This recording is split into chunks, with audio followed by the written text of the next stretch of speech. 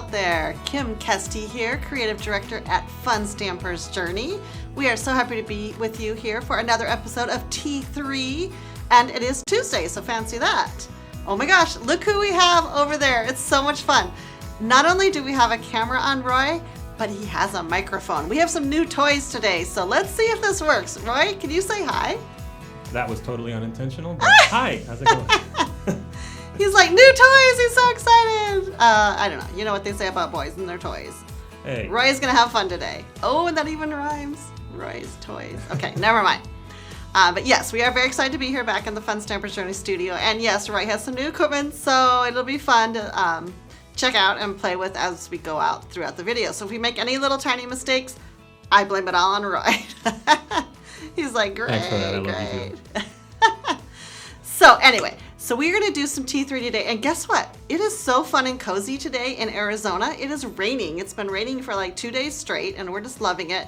So I have a fun technique to share with you today that's kind of, I guess I would call it a cozy technique. Is that weird? We're going to be talking about Velveteen stamping today. So I'm serious. That sounds cozy, right? Even though I do have to admit to you guys, even though it's raining and it does feel cozy, it's still kind of like 80 degrees here in Phoenix. So it actually realistically feels more like Hawaii when it rains or something.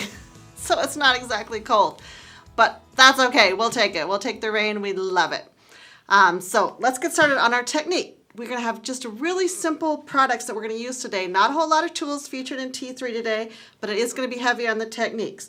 So I've got some amazing background stamps. Let me just pull them both in because I'm going to stamp these two both right away. So the main idea of a Velveteen stamping technique is that you stamp your background first, which I'll walk you through right now, and then we're going to layer some other stamps on top. So doesn't that sound fun? So what you want to do is grab your whipped cream True Color Fusion ink, and this is actually one of our unique inks, and I just was teasing Nicole because she never actually noticed, so we get a close-up here, that our two inks that are more pigment based are our whipped cream and our buttercream, which I don't have right here. But did anyone ever notice that it has the little extra little journey bloom right there? And that's because it denotes that these two inks are special inks. So if you ever noticed that on your labeling and ever wondered why those little blooms were there, it's because these two inks are more of a pigment-based ink. And that is exactly the kind of ink you need for this technique. Again, called the Velveteen stamping technique.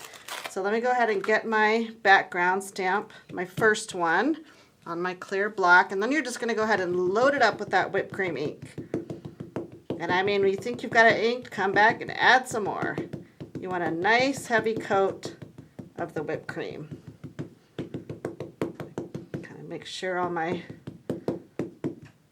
little leaves are showing there. So now I'm just going to grab some whipped cream cardstock. So this is just your basic whipped cream, and lay it on top. And then I just want to apply some nice even pressure. If this cardstock was smaller and some of my ink showed, I could put a piece of copy paper on top and then, you know, kind of rub it in, but my cardstock's pretty much covering the stamp, so I'm good. Now wait for it, wait for it. Ta-da! No, I'm just kidding, you guys. You really obviously can't see that, what it looks like. Maybe if I tilt it and we get right up to the light. Let's see. Nah, you're not really going to be able to tell. Ooh, tiny bit right there. Anyway, the magic of this will show up in just a little bit, but I do have my whipped cream ink on there. Let me go ahead and stamp at the same time my Flannel Life, just because since I have the whipped cream out. I'm going to be doing two different cards today with basically the same technique. So just to show you a few little options.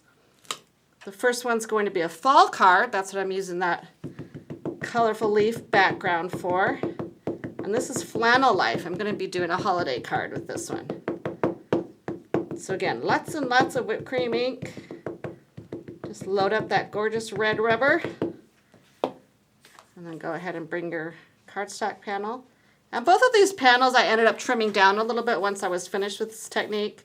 So again, you could start with your panel already trimmed down, in which case you would probably want to put a piece of copy paper on top. But here we go with our flannel. This one might show a little bit better. Oh yeah, see? Got a little shadow. You can kind of see that whipped cream ink is on there. Very subtle, but it is there. Okay, so the fun thing about this technique is that you don't have to let these panels dry. Actually, I'll bring my leafy one in first. It's right here. Cover up my pigment ink. So this is my leafy panel, but you don't have to heat set this. You don't have to let it dry. You don't have to do anything once you've got that original first layer of stamping on. So now what I'm going to do is I'm going to pick a stamp set that's got a little bit more of a solid tone to it. So in this case, this is a skeleton leaf, and you want something that's going to pick up a lot of ink to do your second layer. So that's why I've chosen both of these leaves from the skeleton leaf set. And they are, again, very solid stamps, and they're going to give the most wow factor for this effect. So check it out. This is the exciting part. Now what I've also brought in here is like a caboodle of colors of any of our ink pads that I thought were kind of fall themed. So I grabbed pumpkin bread and sweet berry and tangerine and just any of the fall colors. You can use absolutely any color you want once you start stamping this guy. So let's just start with tangerine. And before I stamp this, I want to say one more thing. Why it's called Velveteen, because when you do stamp this original pigment ink onto the cardstock, it is a little bit of a wetter ink, so that's actually going to raise some of the fibers of the paper. So that's kind of why we call it a Velveteen technique, because it actually looks like a really cool, soft, velvety look. Okay, so again, you want to make sure that this stamp is really loaded up with ink. Again, I'm going to kind of push there and let it soak in. And there's our first one.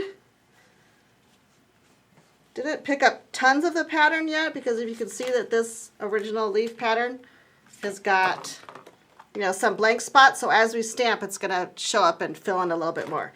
So let's keep going. Ooh, let's do a rich coral. Hopefully that'll show up. Now this is the bigger leaf. Just going to put it here.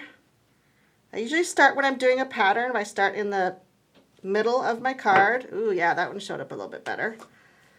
Now you can see, I don't know if you can really see on the video, but this stamp will pick up some of the clear, some of the white pigment ink that's on here. So be sure to clean your stamp before you switch colors, because not only does it have that original rich coral on it, but it's also picked up a little bit of your other pigment, your white pigment. Let's try a Summer Days.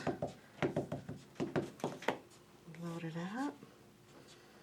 I'll do this one upside down. Kind of snuggle it right in here. Ooh, yeah, that's pretty. So again, as you start building your colors, you'll see more and more of the pattern popping out.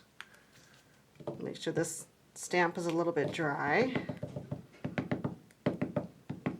This one should be good. This is a sweet berry.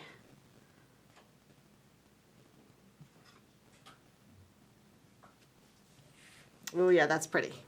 So if we can get in a little bit closer, I probably won't go ahead and stamp all the colors, because I think you guys are definitely getting the idea. See how that soft velvety look is shining right through?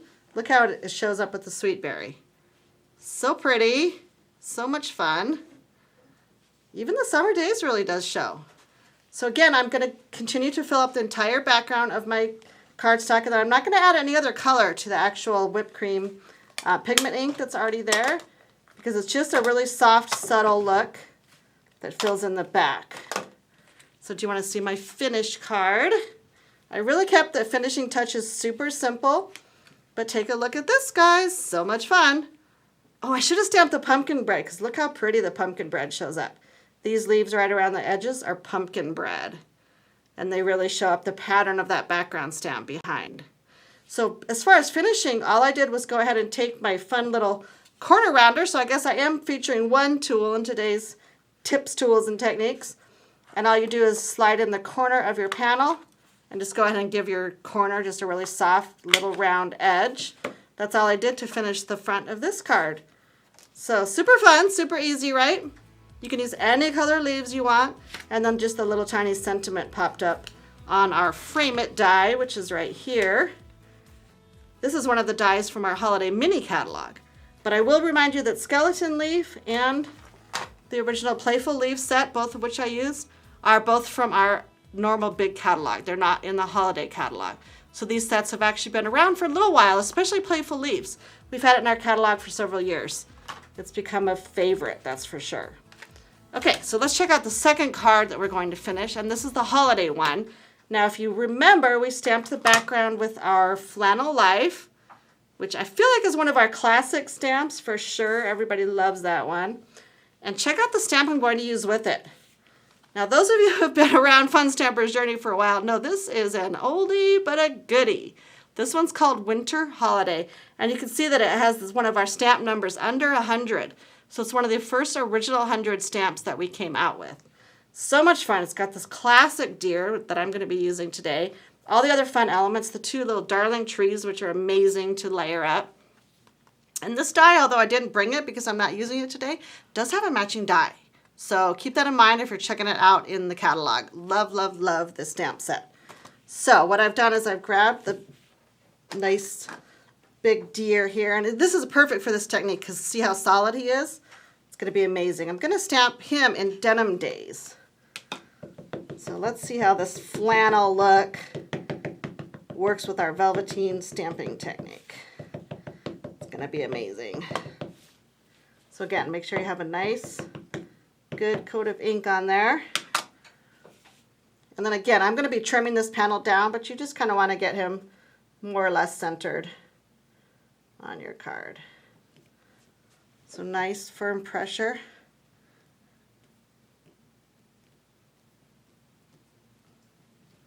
This one should show up really nicely. Ready?